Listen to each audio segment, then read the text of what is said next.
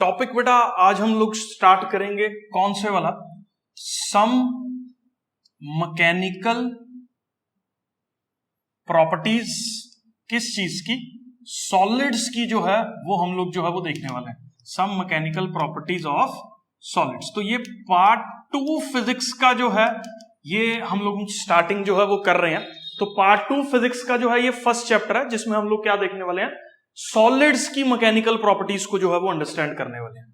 इस चीज को समझने से पहले बेटा हम लोगों को एक चीज जो है वो जाननी है, एक टर्म रहती है जिसको हम लोग क्या बोलते हैं, इलास्टिसिटी बोलते हैं, और एक टर्म हम लोगों के पास होती है जिसको हम लोग क्या बोल देते हैं, प्लास्टिसिटी जो है वो बोल देते हैं। अब जैसे मान लो फॉर एग्जांपल आपके पास कोई रबर है, तो रबर को आपने जो है वो खींचा और रबर की शेप जो है वो क्या होगी, डीफॉर्म होगी, मतलब उसकी शेप जो है वो चेंज होगी। जैसे ही हमने, अब देखो रबर को जब हम लोग खींच रहे हैं तो हम रबर पे एक्सटर्नल फोर्स जो है वो लगा रहे हैं, जिससे रबर की शेप जो है वो हमारे पास क्या हो जाती है, डीफॉर्म जो है वो हो जाती है। अब जैसे ही हम लोगों ने रबर को खींच के छोड़ा तो रबर क्या करता है, अपनी ओरिजिनल पोजीशन जो भी उसकी थी उसको रीगेन करने की कोशिश करता है। इसी चीज को हम लोग जो है वो क्या बोल देते हैं, इलास्टिसिटी जो है वो बोल देते हैं। इलास्टिक, जब हम लोग अगर नॉर्मल लैंग्वेज में बात करें तो हम उसको लास्टिक भी बोल देते हैं। तो ये एक प्रॉपर्टी है कि जिससे अगर एक्सटर्नल फोर्स लग रहा है तो वो ऑब्जेक्ट या बॉडी या कोई भी चीज जो है वो अपनी शेप को चेंज कर लेती है डिपेंडिंग अपॉन किस डायरेक्शन में फोर्स जो है वो लग रहा है। और जैसे ही वो एक्सटर्नल फोर्स जो है वो रिलीज होता है वैसे ही वो बॉडी अपनी ओरिजिनल पोजीशन को जो है वो रीगेन कर लेती है। इसी प्रॉपर्टी को जो है वो हम लोग क्या बोल देते हैं, इलास्टिसिटी जो है वो बोल देते हैं। ठीक है, आई होप ये वाली टर्म जो है वो सबको क्लियर है। उसके बाद देखो टर्म आ रही है हमारे पास यहां पे प्लास्टिसिटी। अब प्लास्टिसिटी टर्म क्या होती है, इसका एग्जैक्ट उल्टा। उल्टा मतलब ऐसी चीज जिसको एक्सटर्नल फोर्स लगाया डीफॉर्म तो वो हो जाएगी, लेकिन फोर्स के रिमूवल के बाद वो अपनी ओरिजिनल पोजीशन को दोबारा से रीगेन नहीं करेगी। जैसे फॉर एग्जांपल ये मेरे पास चौक है, इसको मैंने फोर्स लगाया तो ये ब्रेक कर जाएगा, ज्यादा फोर्स लगाऊंगा तो ये ब्रेक कर जाएगा। जैसे ही एक्सटर्नल फोर्स छोड़ूंगा तो ये नहीं है कि दोबारा से आके जुड़ जाएगा। ठीक है, तो ये एक प्रॉपर्टी है, वो किस पे डिपेंड कर रही है, मटेरियल के स्ट्रक्चर पे डिपेंड कर रही है कि मटेरियल पे अगर फोर्स लग रहा है वो डीफॉर्म होता है वो ठीक है, लेकिन फोर्स के रिमूवल के बाद वो मटेरियल अपनी ओरिजिनल पोजीशन को अगर दोबारा से रीगेन कर ले तो वो प्लास्टिक मटेरियल है या नॉट प्लास्टिक। मैं पॉलीमर की बात नहीं कर रहा हूं, ये एक प्रॉपर्टी है जिसको हम लोग प्लास्टिसिटी जो है वो अपने पास यहां पे बोल देते हैं। ठीक है, आई होप ये दोनों टर्म्स जो हैं वो आपको क्लियर है। ठीक है, इसके बाद बेटा अब क्वेश्चन ये आता है कि ये इलास्टिसिटी जो है वो हम लोगों के पास क्यों रहती है। इस चीज को आप अंडरस्टैंड करो।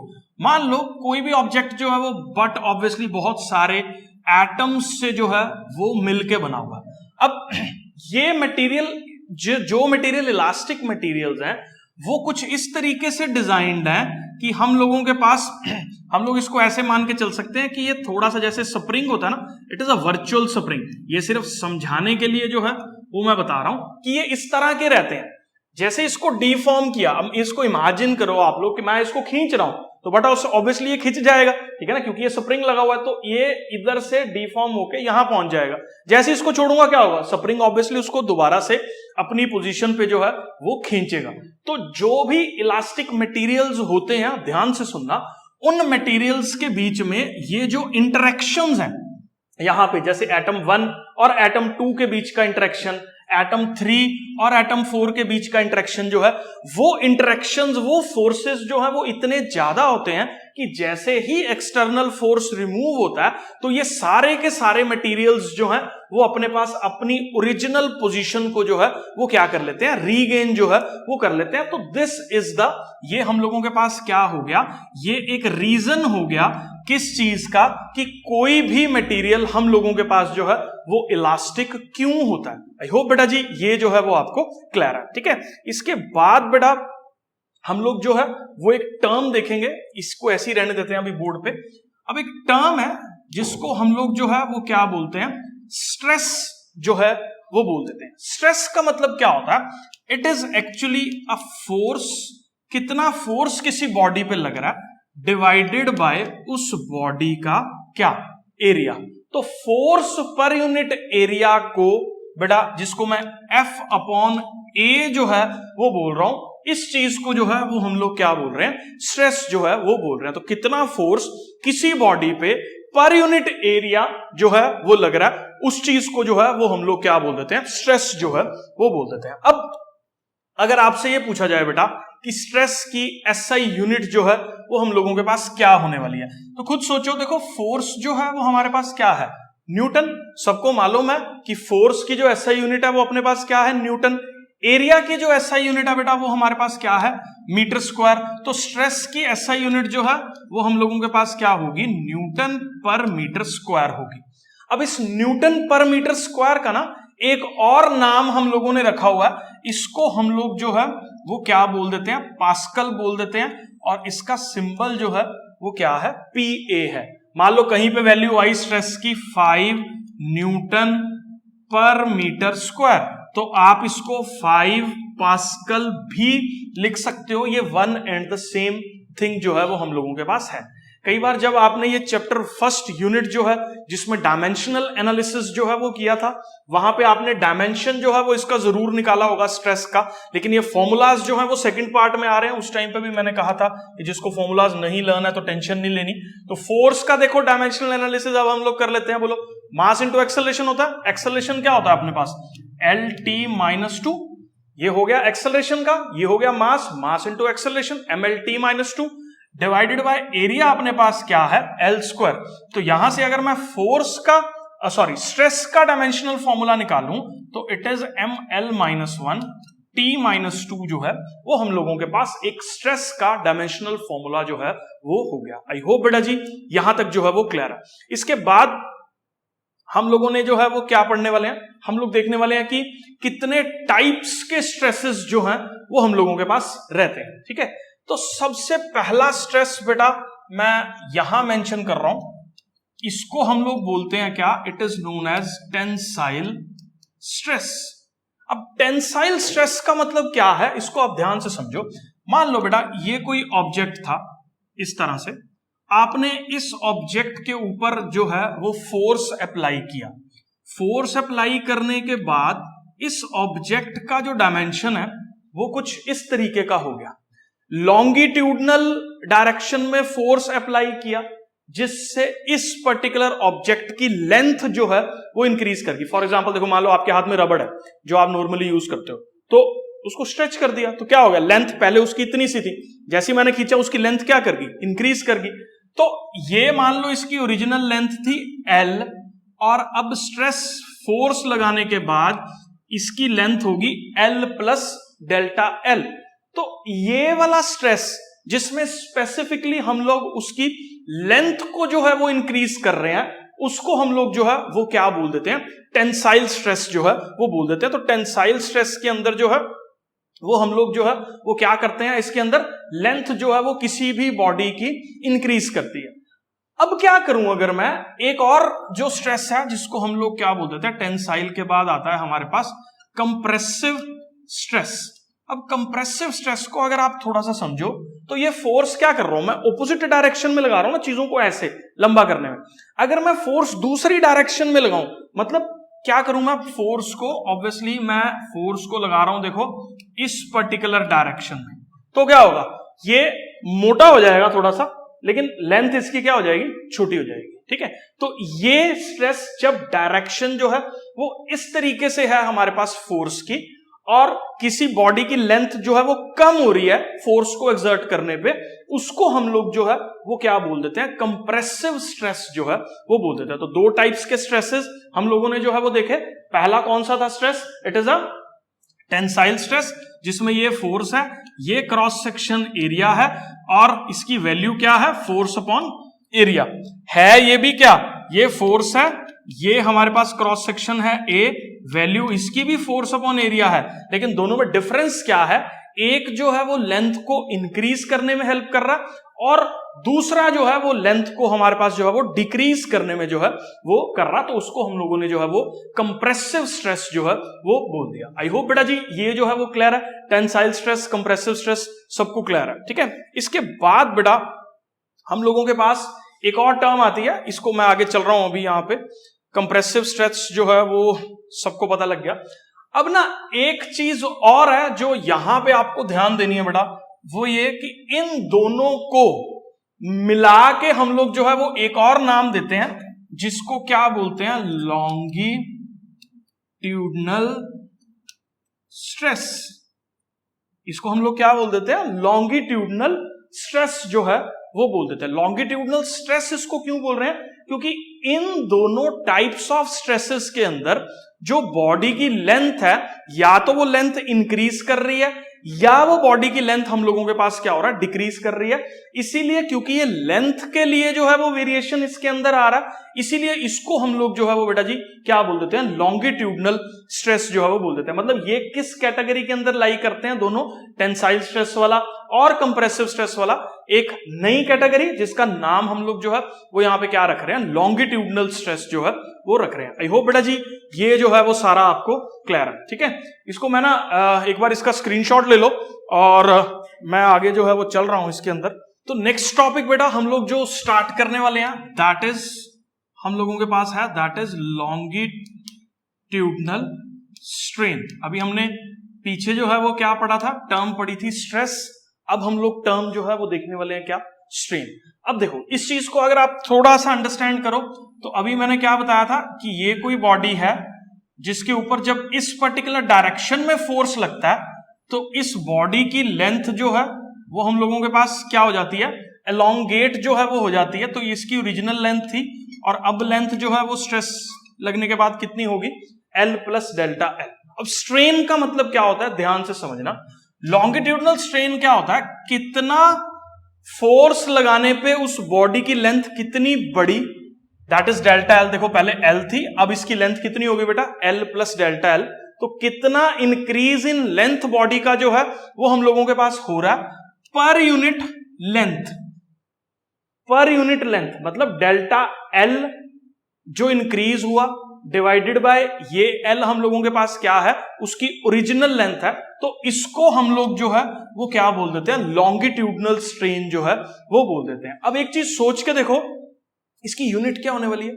देखो डेल्टा L भी लेंथ है और L भी हमारे पास लेंथ है, तो अगर हम डायमेंशनल एनालिसिस के हिसाब से इसको देखें, तो ये एक कौन सी क्वांटिटी होगी बेटा हम लोगों के पास, एक ये यूनिटलेस क्वांटिटी जो है वो हम लोगों के पास होगी। तो स्ट्रेन की कोई भी यूनिट जो है वो हम लोगों के पास नहीं होती, it is simply the ratio of the change in length of an object after the application of force. मतलब कितनी ऑब्जेक्ट की लेंथ जो है वो हम लोगों के पास चेंज हो रही है, डिवाइडेड बाय उस पर्टिकुलर ऑब्जेक्ट की ओरिजिनल लेंथ जो है वो कितनी है, उसको हम लोग जो है वो लॉन्गिट्यूडनल स्ट्रेन जो है वो बोल देते हैं। आई होप बेटा जी सबको जो है वो ये क्लियर है। बेटा नेक्स्ट टर्म हम लोगों के पास है यहाँ पे, जिसको हम लोग क्या बोलते हैं, शेयरिंग स्ट्रेस जो है वो बोलते हैं। इसको समझाने के लिए मेरे पास एक ये थोड़ी बड़े साइज की बुक है।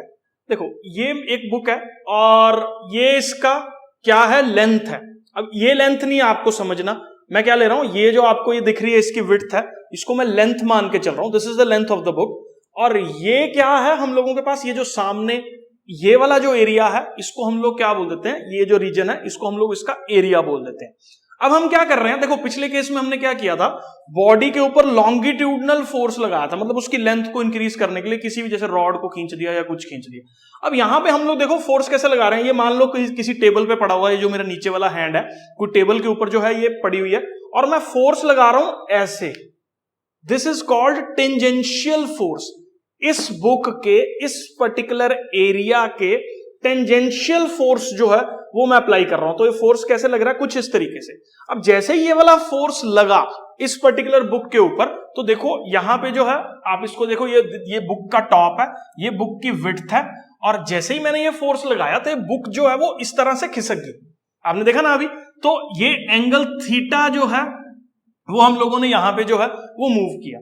अब शेयरिंग स्ट्रेस क्या है, कितना फोर्स हमने लगाया पर यूनिट एरिया।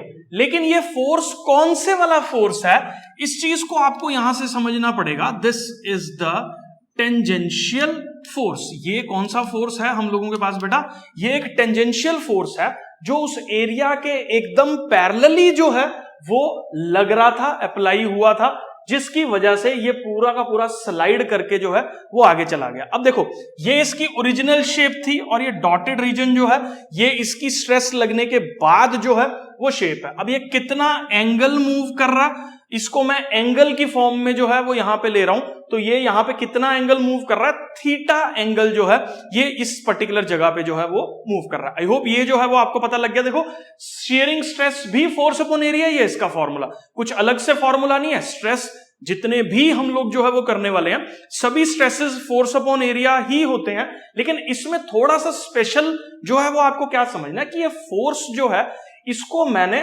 टेंजेंशियली जो है वो अप्लाई किया है इस पर्टिकुलर ऑब्जेक्ट के ऊपर, जिससे इसकी डिफॉर्मेशन जो है वो ऐसे की बजाय ऐसे जो है वो होगी। तो ये एक टेंजेंशियल फोर्स है जो किस चीज को जनरेट कर रहा है, एक शेयरिंग स्ट्रेस को जो है वो जनरेट कर रहा है। आई होप बेटा जी ये जो है वो आपको। अब बेटा नेक्स्ट टर्म जो है वो हम लोग इसके अंदर समझने वाले हैं, उसको देखो हम लोग क्या बोलते हैं। पहले हमने लॉन्गिट्यूडनल स्ट्रेस पढ़ा, फिर हमने लॉन्गिट्यूडनल स्ट्रेन पढ़ा, अब हमने शेयरिंग स्ट्रेस पढ़ा, और इसके बाद हम लोग बेटा क्या देखने वाले हैं, शेयरिंग स्ट्रेन जो है वो देखने वाले हैं। अब ऑब्वियसली बेटा जब हमने इस पर्टिकुलर ऑब्जेक्ट के ऊपर फोर्स को जो है वो अप्लाई किया, तो इस बॉडी का शेप जो है वो डिफॉर्म हो गया, क्योंकि फोर्स लगाया तो शेप डिफॉर्म हो गया ना, जो उसका ओरिजिनल शेप था वो नहीं रहा। मैंने टेंजेंशियल फोर्स लगाया तो बुक जो है वो कुछ इस तरीके से स्लिप कर गई और ये जो है वो इस तरह से डिफॉर्म होगी बॉडी। अब इस डिफॉर्मेशन को हम लोग कैसे मेजर करते हैं उस चीज को ध्यान से जो है वो समझ लेना।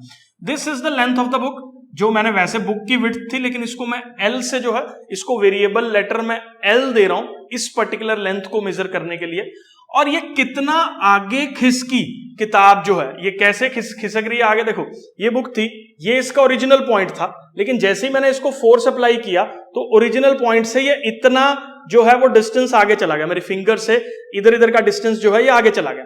तो इसको जो है वो मैं क्या बोल रहा हूं, डेल्टा एक्स जो है वो इसके लिए मैं टर्म इस्तेमाल कर रहा हूं, मतलब डेल्टा एक्स जो है ये आगे चला गया। अब इस स्ट्रेस को हम लोग कैसे मेजर करते हैं, इट इज कितना उसका फेस जो है वो आगे खिसका। This is the face of the book, ये ऊपर वाला जो था फेस ऑफ द ऑब्जेक्ट है, ये डिवाइडेड बाय उस ऑब्जेक्ट की लेंथ जो है वो कितनी थी, उसको हम लोग जो है वो यहां पे क्या बोल देते हैं, शेयरिंग स्ट्रेन जो है वो बोल देते हैं। आई होप बेटा जी ये जो है वो आपको क्लियर है। अब इसकी सबसे बड़ी ब्यूटी पता क्या है, ये देखो ये एंगल 90 डिग्री का है, क्योंकि ये बुक जो है वो पहले 90 डिग्री पे पड़ी थी, फोर्स लगाने के बाद इसका कुछ एंगल जो है वो आगे स्लिप किया। अब देखो अगर मैं इसको ले लूं ए, इसको ले लूं ओ, इसको ले लूं बी, तो मैं ट्राइंगल ले लूं ए ओ बी, ये ट्राइंगल जो है वो राइट एंगल्ड एट ओ है, सबको नजर आ रहा। अगर मैं टेंजेंट थीटा की बात करूं, थीटा के सामने वाली साइड होती है परपेंडिकुलर, परपेंडिकुलर किसके बराबर हो गया यहां पे ओ बी, थीटा के साथ वाली साइड जो है वो यहां पे क्या है बेस, इसको किसके बराबर हो गया ये ओ ए। अगर मैं ओ बी की यहां पे वैल्यू पुट करूं that value is delta x, और मैं यहां पे ए ओ की वैल्यू पुट करूं तो दैट वैल्यू इज हम लोगों के पास क्या है एल। तो आप थोड़ा सा अगर ध्यान से देखो तो जितना एंगल बॉडी डिफॉर्म हुई है उस पर्टिकुलर एंगल का अगर आप tan वैल्यू ले लो, क्योंकि देखो आप ध्यान से शेयरिंग स्ट्रेन क्या है delta x by L, tangent theta क्या है डेल्टा एक्स बाय एल, इसका मतलब जो शेयरिंग स्ट्रेन है वो हम लोगों के पास क्या है टेंजेंट थीटा। तो जितना एंगल बॉडी डिफॉर्म हुई उस एंगल का अगर मैं tan वैल्यू ले लूं यहां पे, तो उसको जो है वो हम लोग क्या बोल देते हैं शेयरिंग स्ट्रेन जो है वो बोल देते हैं। आई होप बेटा जी ये शेयरिंग स्ट्रेस और शेयरिंग स्ट्रेन का कॉन्सेप्ट जो है वो आपको क्लियर है। तो बेटा नेक्स्ट टॉपिक हम लोग जो है वो स्टार्ट करने वाले हैं, उसको हम लोग जो है वो क्या बोलने वाले हैं, एक और कैटेगरी है स्ट्रेस की जिसको हम लोग जो है वो क्या बोल देते हैं हाइड्रोलिक स्ट्रेस जो है वो बोल देते हैं। फॉर एग्जाम्पल मान लो ये कोई ऑब्जेक्ट है और इस ऑब्जेक्ट के ऊपर आप फोर्स अप्लाई कर रहे हैं यूनिफॉर्मली सारी डायरेक्शंस के अंदर बराबर।